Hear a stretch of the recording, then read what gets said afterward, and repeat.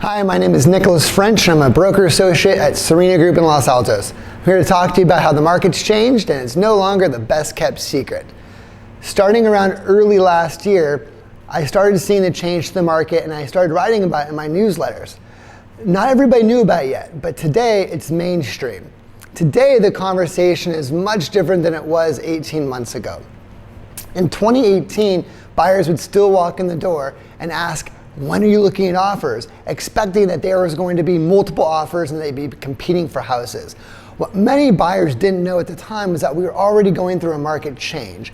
And I saw it firsthand as I saw the number of offers go down on properties and the slow transition to where we are today. Today, a buyer walks into an open house and the first question out of their mouth is, how long have you been on the market? That's a very, very different conversation than we're used to. Now, of course, the natural question is, why has it changed? Well, that's a great question, and there's lots of reasons to pull out. But first and foremost, we have to talk about uncertainty. Uncertainty is what has driven our market into where we are now. It's no surprise our market's going through a transition because every real estate cycle is fairly similar.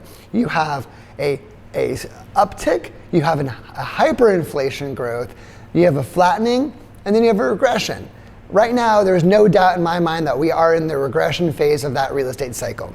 Uncertainty is driving it, whether it be because of the fear of missing out being over, whether it be people are seeing what's happening in Wall Street, whether it be with regards to all these startups that are coming out, the Ubers and the Lyfts and the Slacks and the WeWorks.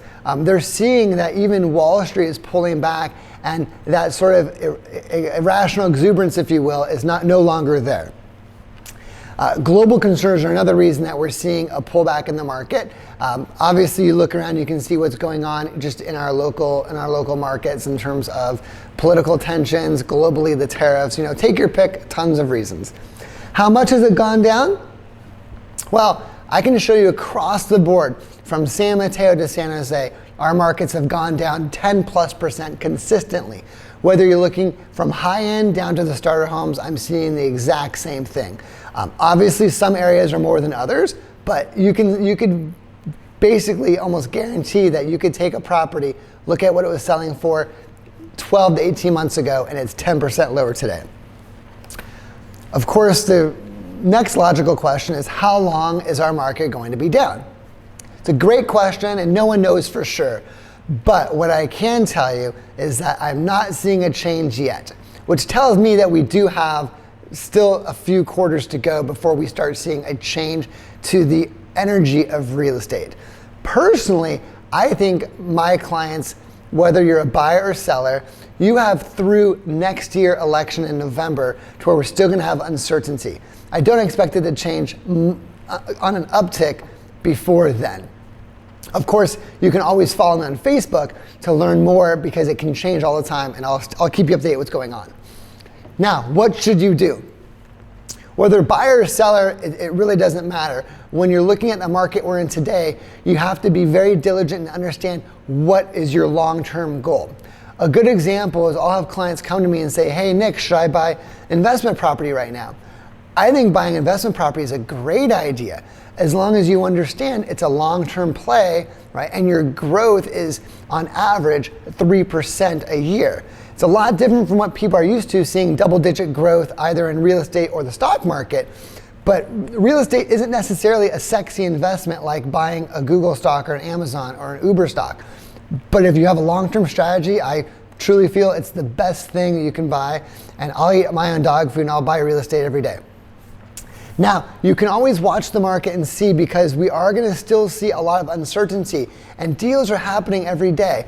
Not to say there's not going to be deals 3-4 months from now, but depending on the kind of property you're looking for, you should be looking now, because that property might come up in 30 days, it might come up in 6 months, it might come up in 12 months.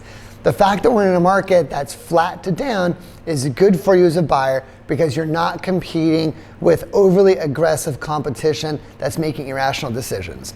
Now, if you're a seller, you have the same decision to make. Do you want to sell in the down cycle? Well, it depends on your timeline. What's your next step? What are you going to do with the money you get?